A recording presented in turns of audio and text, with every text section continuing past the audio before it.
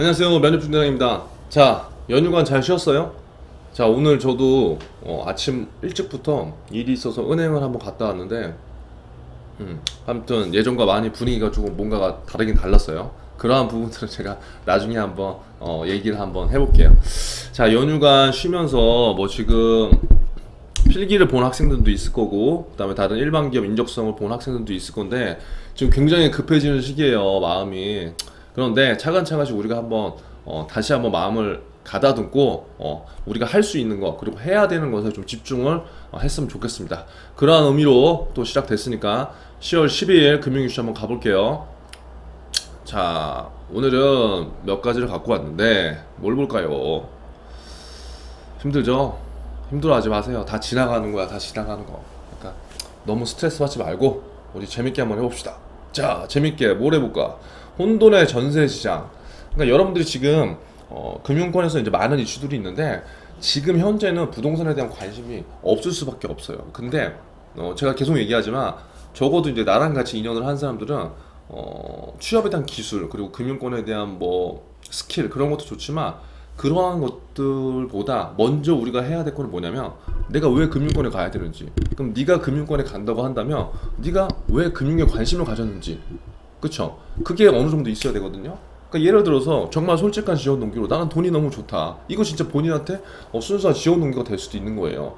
나는 돈이 너무 좋다. 근데 그 돈을 그냥 돈만으로서의 그런 내가 그 가치를 느끼는 것이 아니라, 내가 그 돈을 좋아하기 때문에 나는 다양한 금융상품, 그 다음에 다양한 관련 정보를 내가 스스로 찾아보려고 노력을 했고, 이러한 나의 노력들로 이러한 나의 노력들과 어떠한 지식적인 면이 결합이 돼서 지금 나는 이 은행, 이 증권사, 이 보험사를 가기 위해 이렇게 준비하고 있다. 뭐 이런 스스로의 나만의 히스토리는 있어야 된다는 거죠. 그러니까 지원 동기를 예를 들어서 뭐 돈을 좋아한다고 해서 떨어지느냐, 그건 아니라고 할 수도 있는 거예요. 아닌 상황이. 왜? 본인만의 히스토리가 있으면, 내가 돈을 좋아하고 그 돈을 벌기 위해서 다양한 금융상품들에서 공부를 했어. 그리고 그 금융상품들을 뭐예요? 다른 사람들한테 알려주면서 내가 막 희열을 느끼고 막 가치를 느껴. 그리고 내가 그 정보를 알아가면서 막 되게 좋은 거야. 이게 여러분, 이게 여러분 금융인이 되고자 하면 이러한 것들이 먼저 선행되어 있는 것도 좋잖아요. 물론 모든 사람들이 다 이렇게 할 수 없어요. 그래서 제가 이렇게 하는 취지는, 우리는 지금 어떻게 보면 페이퍼 공부를 많이 했기 때문에, 여러분들은 어차피 살아가면서 뭐예요? 결혼도 해야 되고, 나중에 집도 가져야 되고, 계속적으로 사람이 살아가면서 경제활동을 영위해야 되는데, 우리가 그렇게 살면서 빠지지 않고 계속적으로 함께 가는 건, 경제적 활동을 해야 되거나 아니면 경제적 활동을 하지 않더라도 그러한 뭔가 나만의 그 루트를 만들어 놓는 거겠죠. 그래서 지금 이러한 기사는 왜 중요하냐면, 지금 물론 어려울 수 있지만 여러분들이 언젠가 전셋집을 구해야 되는 상황이에요. 그러니까 그런 상황 이입을 해줘야 된다는 거지. 내가 얘기하는 거. 여러분들 지금 집에서, 우리 집이 전세예요, 매매예요, 모르는 분들은 오늘 그것부터 공부하는 거예요. 그러니까 이거는 공부한다고 되는 게 아니라, 내가 관심이 있어야 된다는 거지. 내가 지금 부모님이랑 같이 사는데, 이 소중한 나의 집 한 칸이 뭐 방 3개짜리가 대체 얼마야? 그게 여러분 부동산 시세고요. 그러한 것들로 고객들이 나중에 여러분들한테 물어볼 거예요. 그럼 그럴 때 내가 자신 있게 대답해 줘야죠. 그렇죠? 자, 뭐냐면 혼돈의 전세 시장, 은행 전세 대출은 지금 폭증하고 있는 상황이래요. 자, 뭐냐면 봅시다. 지난달 은행의 전세 대출이 역대급 상승 폭을 기록했대요. 와, 전세 대출이. 그러니까 전세로 들어갈 때 내 돈을 다 갖고 들어가는 게 아니에요, 여러분. 여러분이 이제 취업하고 나면 돈이 어디 있어? 그치? 부모님 지원을 못 받으면 어떡해? 그러면 예를 들어서 내가 3억짜리 집에 들어간다. 그러면 전세 대출이 한 70% 정도까지 나오죠. 그러면 2억 1천만 원은 은행 담보로 들어가는 거야. 나머지 내가 9천만 원 정도 내가 모아야 되고, 내 지금 여자친구나 내 지금 뭐 남자친구랑 이렇게 해서, 무슨 말인지 이해됐죠? 그래서 전세로도 요즘에는 우리나라 지금 서울 수도권에 있는 부동산들이 너무 비싸기 때문에 대부분 전세 대출을 받을 수밖에 없다. 그리고 특히 사회초년생 같은 경우에는. 근데 그 전세 대출이 이번에 역대급 상승 폭을 기록했다는 거예요. 전세집 찾는 사람들은 많은데 뭐예요? 매물은 숨어버렸다. 이건 뭐냐면, 지금 현재 부동산 대책이 계속적으로 많이 일어나고 있잖아요. 그래서 지금 현재 현 정권 들어서도 거의 뭐 25번 뭐 이 정도로 부동산 정책이 일어나고 있는데, 결국 그 많은 부동산 정책을 폈던 정부의 기조는 뭐냐면 부동산 가격을 안정화시킨다는 건데, 결론으로 보면 뭐다? 부동산 가격은 전혀 안정화되지 않았고 오히려 굉장히 많은 상승폭을 기록했다. 그래서 지금 사람들은 굉장히 심리적으로 위축되어 있는 상황이에요. 내가 지금 집을 사지 못하면 어떡해. 그래서 영끌과 B2에 대한 얘기가 계속 나오는 거고, 이 부분은 제가 금융경제 이슈로 다루면서 한 번도 거의 빠지지 않고 하는 것 같아요. 그러니까 이게 지금 시장의 방향이라고요. 금융시장의 방향. 뭐다? 부동산에 대해서 사람들이 끊임없이 지금 관심을 갖고 있다. 근데 관심을 갖는 것만 그렇게 끝난 게 아니라 불안감을 느끼기 때문에 어떻게든 주택을 지금 매매하려고 한다. 그럼 매매를 하려고 하다 보니까 어떻게 되겠어요? 공급하고 수요, 우리 수요 공급의 법칙에 의해서 공급은 제한적인데 수요가 지금 매매하려고 많은 사람들이 찾아서 막 다닌다는 거잖아. 그럼 당연히 집값은 당연히 지금보다 또 상승의 기조를 펼 수밖에 없다는 거예요. 그런 상황에서 또 뭐예요? 물량이 없기 때문에 전세도 지금 없다는 거예요. 오케이? 그래서 매물도 뛰면서 대출 수요가 그만큼 더 늘어났다. 자, 국내 5대 은행 9월 말 기준 전세대 대출 잔액은 얼마예요?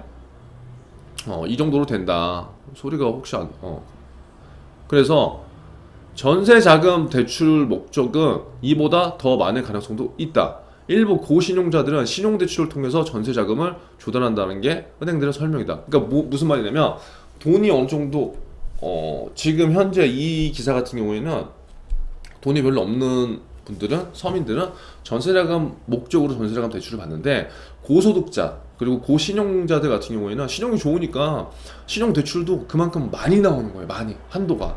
신용대출이 일반적으로 다 똑같이 나오는 게 여러분 절대 아니에요. 여러분들이 예를 들어서 중소기업에 재직했다. 어떤 사람은 공무원에 재직했다. 그러면 공무원에 재직한 사람이 뭐예요? 대출을 한도도 조금 더 많이 받고요, 금리도 조금 더 우대받을 수 있어요. 이런 것들이 있어요. 그래서 이러한 것들이 은행들의 설명이다. 자, 올해 5대 은행 월별 전체 대출 보면은 이렇게 됐다. 뭐 이런 것까지 알 필요가 없어요. 결국 여기서 여러분들 알아야 될 건 뭐냐면, 부동산 시장이 지금 전반적으로 굉장히 공포 있는 시장이지만 굉장히 많은 사람들이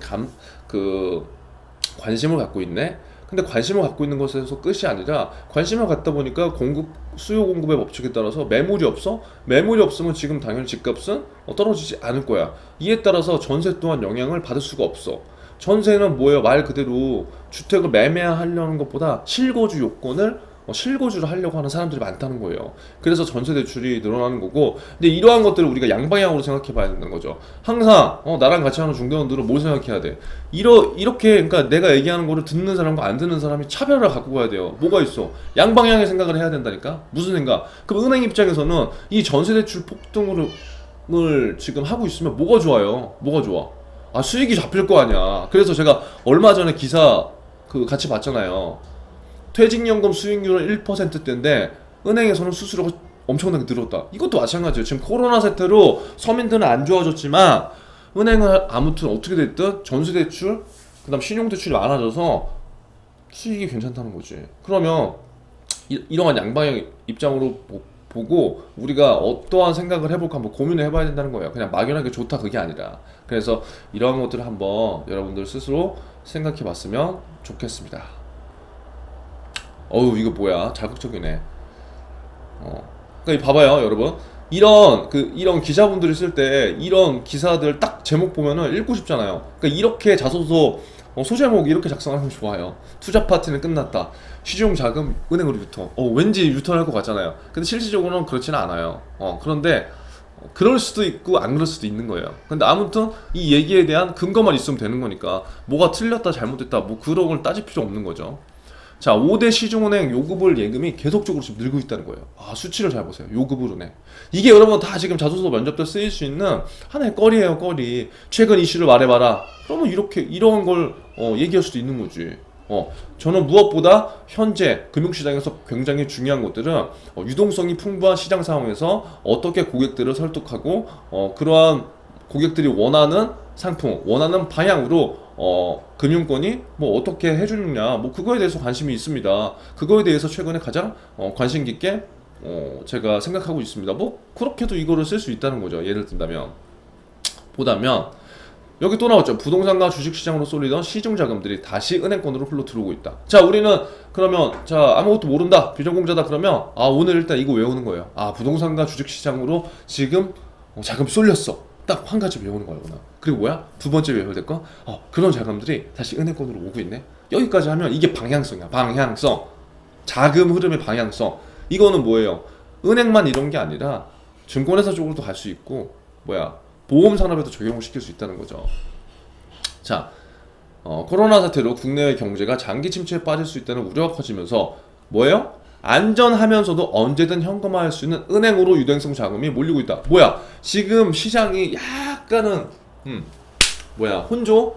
그 다음에 어떻게 보면 보합인 상황이라고 볼 수도 있지만 유동성이 조금 풍부한 상황이고 변동성이 큰 시장이기 때문에 이러한 상황에서 이제 고객들이 생각을 한다는 거죠. 이거 약간 불안한데 한 템포 쉬다가 우리가 또 다른 투자를 해볼까? 그래서 안전하면서, 여기 나오잖아. 안전하면서, 그리고 언제든 현금화. 중요한 거는 내 돈을 맡길 때 불안정한 거는 안 한다는 거예요. 왜? 리스크 있는 거는 당연히 싫다는 거지. 왜? 이 자금을 내가 다른 데로 써야 되니까. 그리고 언제든 현금화. 이 두 가지를 포인트로 갖고 여러분들이 지금 공부를 하게 된다면, 그럼 이러한 상품들, 안정적이면서 약간 현금화할 수 있는 상품들이 뭐가 있을까? 그런 것들을 공부해야 된다는 거예요.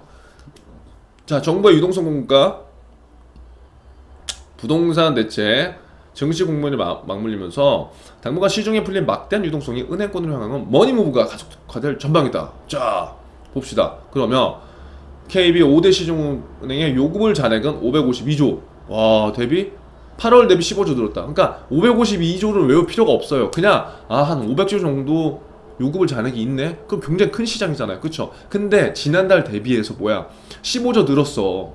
그러면 우리가 이걸 어떻게 볼 수 있냐? 지난달까지는 주식이나 이런 걸로 사람들 자금을 많이 갖지만 지금은 약간 변동성이 크다고 생각하고 약간 안정적인 걸 추구해서 15조나 되는 돈이 더 은행 쪽으로 들어왔네? 이렇게 생각해야 된다는 거죠, 우리가. 그쵸? 그럼 내가 은행원으로서 그 많은 자금들이 들어왔으면 나는 고객들한테 뭘 해줘야 될까? 고객님이 오셨을 때, 고객님, 지금 현재 굉장히 안전적이면서 유동화할 수 있는 상품은 이러한 것이 있어요. 이거에 대한 설명을 한번 들어보세요. 이렇게 얘기하는 사람과 그냥 내가 하고 싶은 얘기만 하는 사람, 이런 거죠. 지금 이러한 것들, 이러한 방향성들을 전혀 고려하지 않고 고객님, 지금 현재 ELS가 굉장히 좋아한데요. ELS는 어떤 상품이고요? 리스크가 어느 정도 좀 있어요. 그러면 물론 고객별 성향에 따라서 다르겠지만 지금 시장의 방향성은 이건데, 안 그래요? 그러니까 이런 방향성들을 아는 사람과 모르는 사람들은 나중에 현업에서도 엄청난 차이가 날 수 있어요. 자, 요금을 예금은 뭐냐? 여기 나왔잖아요. 자유 입출금 예금처럼 시장금리부 수시 입출금식 예금. 너무 어려워. MMDA라고 있어. MMDA. 여기 나오잖아. MMDA. 머니마켓 디포짓 어카운트. 영어가 되게 약해요. 웃으면 안 돼요. MMDA. 아무튼 MMDA 같은 경우에는 언제든지 자유롭게 꺼내서 쓸 수 있는 돈, 그리고 디파짓이라고 돼 있잖아요. 그러니까 보증을 해준다는 거예요. 그래서 대기자금 성격이 강해. 그럼 은행에서 이런 요구불 예금이 들어가면 일단 확보를 하는 거잖아요. 어떻게 됐든. 그리고 중요한 건 은행 입장에서 좋은 건 뭐예요? 고객한테 이자를 지급할 필요가 없어. 그쵸? 그러니까 많이 확보해도 부담이 안 된다는 거지. 예금 같은 경우에는 뭉칫돈을 갖고 있기 때문에 고객한테 돈을 줘야 되잖아. 그럼 은행 입장에서는 예금이 굉장히 부담될 수가 있어요. 근데 이거는 뭐야? 이자 안 줘도 돼. 그냥 갖고 있는 거야. 그래서 이런 요구불 예금 잔액은 30조 원가량 불어났대요. 정기예금도 마찬가지 늘어났대. 그리고 은행의 정기예금 잔액은 감소를 이어나갔고, 특히 6월에는 10조 원이 넘게 빠져나갔대. 이거 굉장히 신기하죠. 그러니까 짧은 순간에도 계속 이러한 변화들이 있다는 거예요. 그러니까 이런 흐름들을 놓치면 안 돼. 너 여기 은행 들어오기 위해서, 여기 증권사 들어오기 위해서 너 뭘 했냐? 그러니까 맨날 자격증 얘기만 쓰지 말고 나는 매일매일 이런 금융 동향을 체크를 어떻게 하고 있다. 그거를 강조하면 된다니까요, 여러분. 근데 그거에 대한 근거, 그거에 대한 얘기를 여러분들이 못 푸니까 그러는 거지. 그쵸? 은행별로 보면, 우리 강점 포인트 살려봅시다. 은행별로 보면 농협은행의 증가세가 가장 두드러졌다. 자, 농협은행은 정기예금 잔액이 129조에서 133조로 4조 늘었다. 이거 농협은행 강점으로 쓸 수 있는 거예요. 왜? 믿고 뭔가 맡길 수 있는 은행이라는 거잖아요. 어떻게 본다면. 물론 이것도 그냥 코에 가면 코걸이, 귀에 가면 귀걸이. 하지만 우리는 이러한 것에 있어서 각 은행의 장점, 이슈들을 내 머릿속에 집어넣어야 돼. 그래야지 뭔가 갑작스러운 그 돌발 상황이 나왔을 때 내가 여기서 이런 로열티를 던질 수가 있다고. 이해돼요? 다. 시중은행 관계자는 법인들을 중심으로 대기성 자금이 유입되면서 정기예금 잔액이 늘어났다. 이건 무슨 말이냐면 시중은행들은 그냥 개인들만 상대하는 게 아니잖아요. 법인도 있어. 법인 금액이 엄청나게 커. 그럼 그 법인들도 똑같다는 거지. 법인 자금은요, 특히 변동성이 있는 거에 투자하기 힘들어요. 왜? 법인 자금이기 때문에 내 마음대로 못 하잖아. 그리고 그 법인, 내가 한번 잘못 투자해서 그 자금이 엄청나게 손해를 보면 어떻게 되겠어요? 엄청나게 그 이슈가 되는 거예요. 작년에 라임이나 DNF 터졌을 때 법인 자금들이 엄청 많이 들어갔다고요. 그래서 거기서 깨진 법인들이 엄청 많아요. 여기까지. 이거는 오프 더 레코드가 많지만 여기까지. 아무튼 초저금리 기조에도 은행들이 정기예금과 요금을 예금이 늘어난 이유는 뭐예요? 코로나에 따라서 경제 불확실성이 길어지면서 언제든지 바로 현금화를 쓴 대기성 자산에 대한 선호도가 높아진 것이다. 우리는 오늘 이거를 보면 된다. 그래서 이렇게까지 보면 되고요. 자, 또한 정부의 부동산 대책으로 젊은 층의 이른바 패닉 바잉 현상이 주춤해졌고 대출 규제 강화로 이렇게 영향을 줬다. 근데 그냥 이거 넘어갈게요. 이게 아닌 이유도 있는데 일단 이 기자분이 이렇게 썼으니까 이거는 이렇게 해석해도 돼요. 그래서 이거는 일단 이렇게 보시고 아무튼 보세요. 은행에 묶여져 있는 대기성 자금들은 부동산이나 주식시장이 조금이라도 나아지면 곧바로 빠져나갈 가능성이 크다. 그쵸? 그러니까 지금 상황은 조금 안전하고 좀 다음 시장을 관망하는 상황에서 요구불 예금이라든가 은행의 정기예금 이런 곳에다가 투자자들이 맡겨놨다. 그럼 여러분들이 만약에 가서 영업을 하거나 뭘 하려고 한다면 이 돈을 어떻게 내가 지켜야 되는가? 그 고객들한테 내가 어떠한 설명과 어떠한 신뢰를 줘서 뭐 그런 것도 생각해 볼 수 있다는 거죠.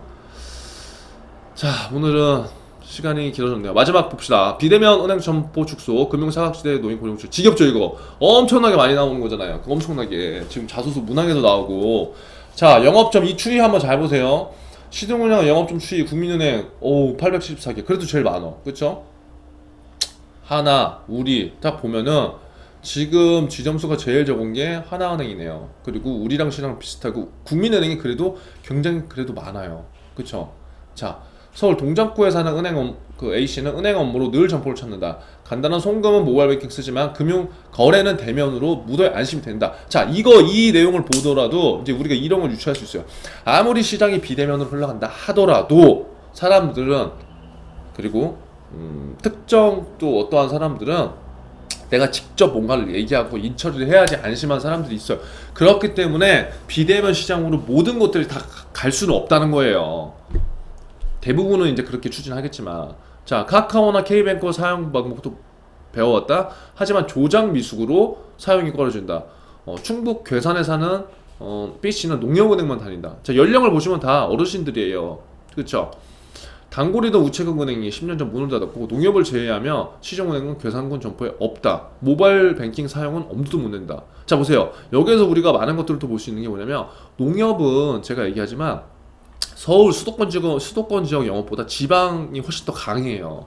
그리고 이런 B씨 같은 이런 할아버지들처럼 한 은행만 계속 다닐 수밖에 없어. 사람이 그러니까 익숙한 게 굉장히 중요한 게 이런 거예요. 내가 가던 데만 가는 거예요, 여러분. 그리고 왜요? 주변에 다른 은행 없어. 그러니까 대부분 지방 거점에 시중은행들보다 농협은행이 많은 이유가 이러한 거고, 농협은행이 지방에서 영업들이 더 잘 되는 이유가 또 이런 거예요. 그러니까 이러한 것들이 농협은행의 특수성이라고요, 여러분. 그쵸? 그러니까 이러한 것들을 나중에 농협은행 면접 갔을 때 로열티를 어떻게 내가 잘 표현을 해야 되나 그런 것들을 생각해 보고요. 자, 디지털 금융과 코로나19 비대면 확산으로 고령층이 금융사각지대에 내몰리고 있다. 안타깝죠. 뭐 이런 공포감에 시달리고 있대요.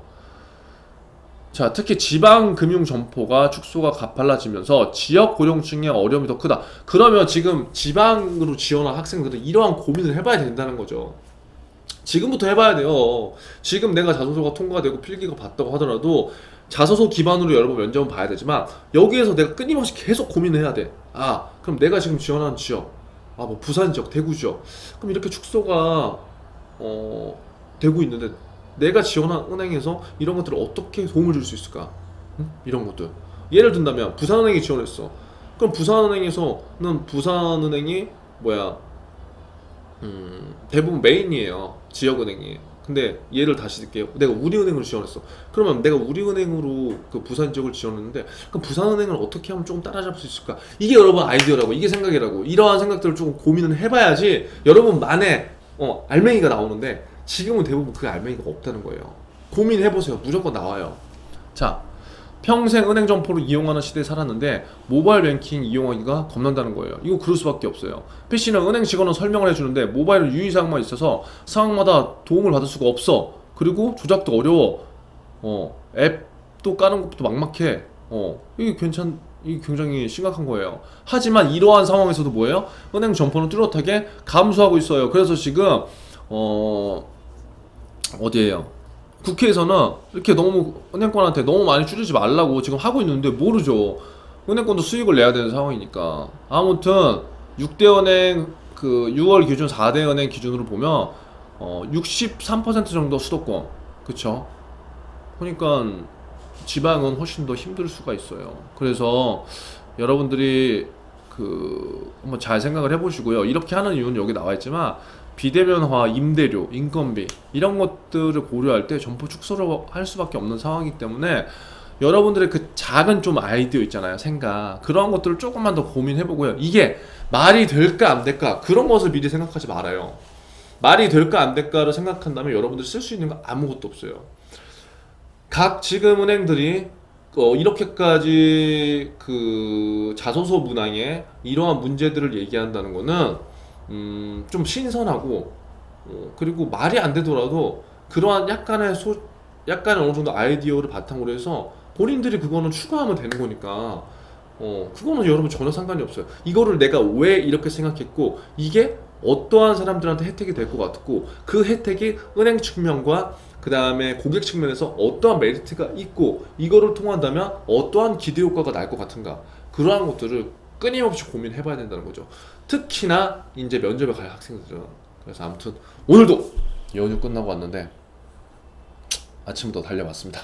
자, 오늘도 화이팅 하시고 오늘 내용 좋아요가 됐다면 왜 이렇게 인색해? 좋아요, 구독 빡빡 눌러줘야죠. 내가 맨날 하고 있잖아요. 아무튼 오늘도 화이팅 하세요. 저녁에 뵐게요.